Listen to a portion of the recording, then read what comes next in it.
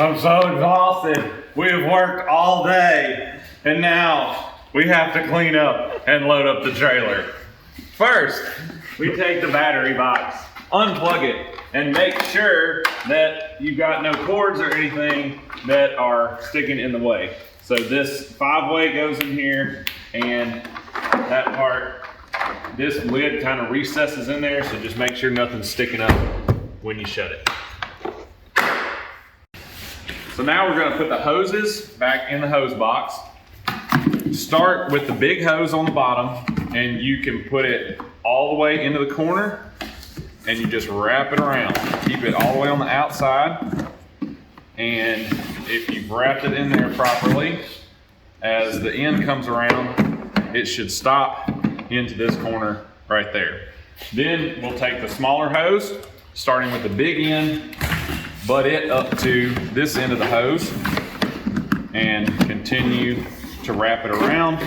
And when you get about here, you need to tuck it down in the hole in the center, and because otherwise it will get too tall for the lid to fit. Do it like this. Make sure that's not sticking up too tall, and that is that. Now when we stack up the pack outs, we do have a labeling system that shows how everything stacks. So the first thing we want to do is latch the top doors, and you can see this says TB1. T stands for trailer, the ones in the van say V. B stands for the stack. So we have, this is stack A and this is stack B. And the number 1 is the order in the stack. It counts from the bottom up because that's how you stack them up. So this is 1, this says 2, 3. So we're gonna look for 4. All right, so this is TB4 and it has a L. So that means it goes on the left side. This is TB4R, goes on the right side. 5 goes above that. And then 6 goes on the very top. Then over here, we have TA4L, so medical kit on the left-hand side. And this is TA5L, vacuum on this side. And then the bag goes on the right there. And once everything is on, just make sure that these are always latched so the drawers don't fall open. Pull them out and snap them shut. In order to unstack your pack outs, every one of them has this little lever right here. You just pull up on it and pull out, and that's how you unstack. On these smaller ones, it's this little tab underneath right here at the front, and you just pull up and it slides out. Here at 323 Woodwork, we take rolling extension cords very seriously. If they look like this, then you can just go home. So I will show you how to properly roll up an extension cord. When we normally get an extension cord, it's rolled up in a tight little ball, and we lay it all out flat in the sun and then roll it how we want it, and it kind of gains a memory.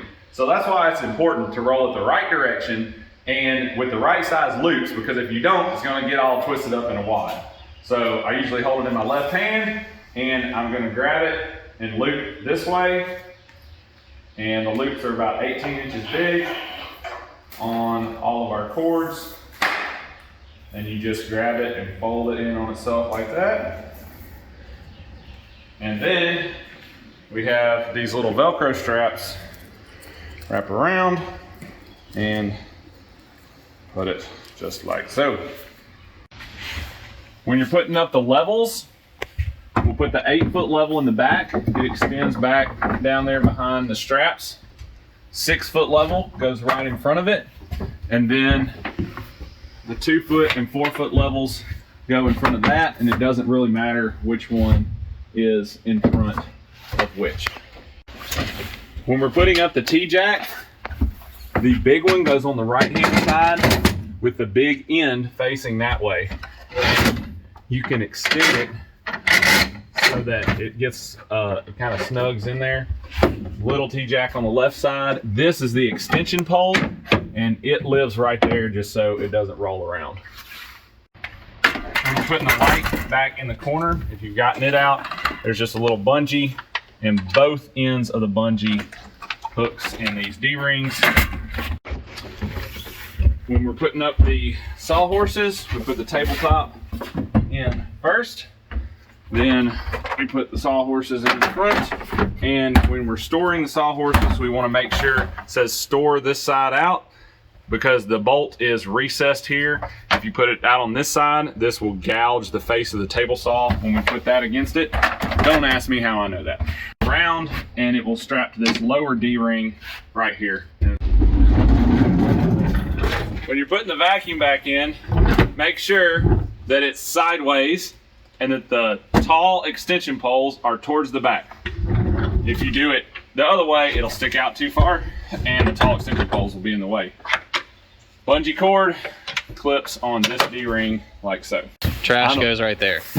When you're taking, collapsing the saw down to store, first push this down, put it all the way to 60 degrees, lock it down. We'll push this down and push the pin in to lock that down. We'll loosen this knob, pull it forward, and tighten it. This clamp pivots forward like this. This one's toward the back.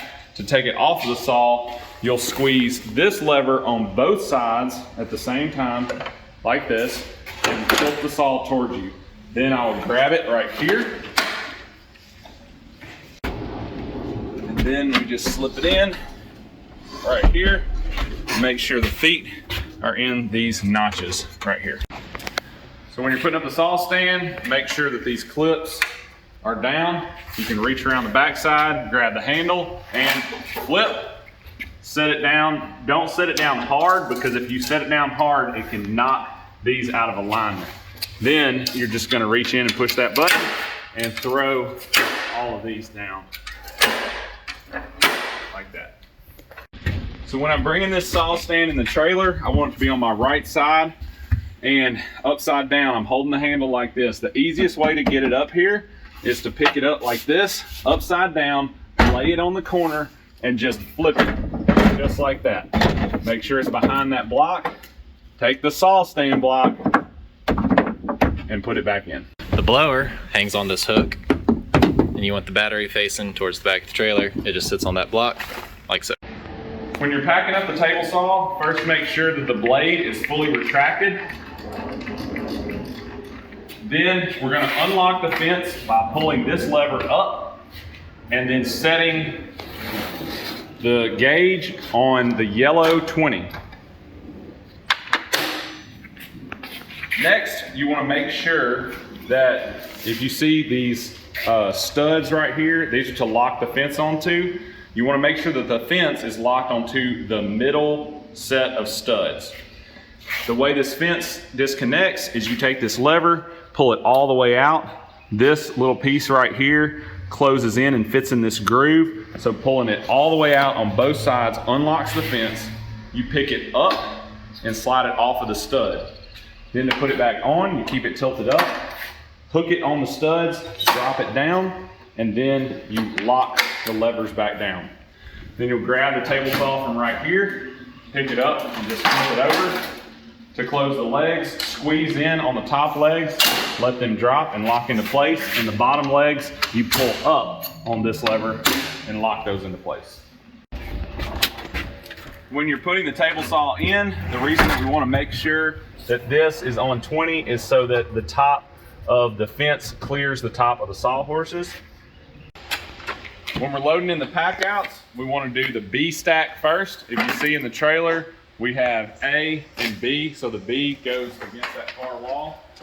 So as we discussed earlier, make sure that the back of the pack out is pointing toward the dolly, and you want to back up the trailer.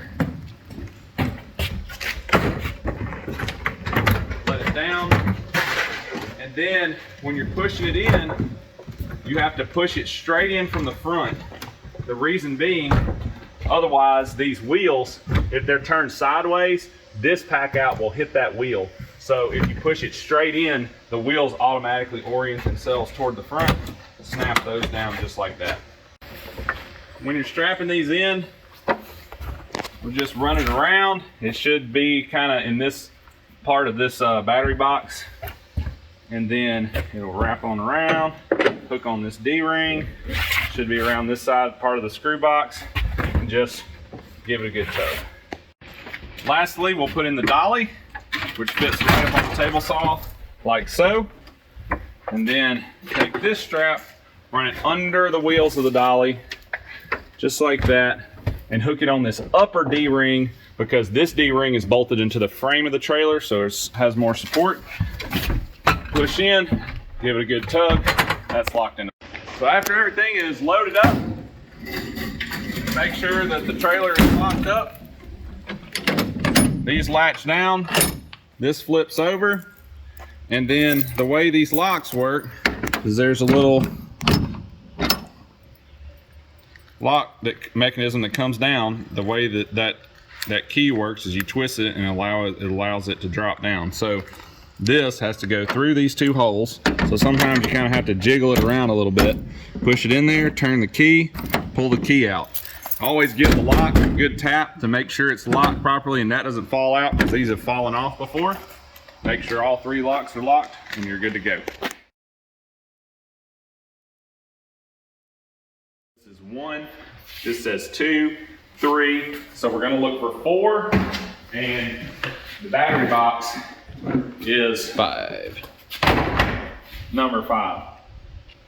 What's 4? Shims. Shims and skill saw. Okay, maybe that's a different kind of I'm missing something. All right, let's do that again. We're keeping this as one cut.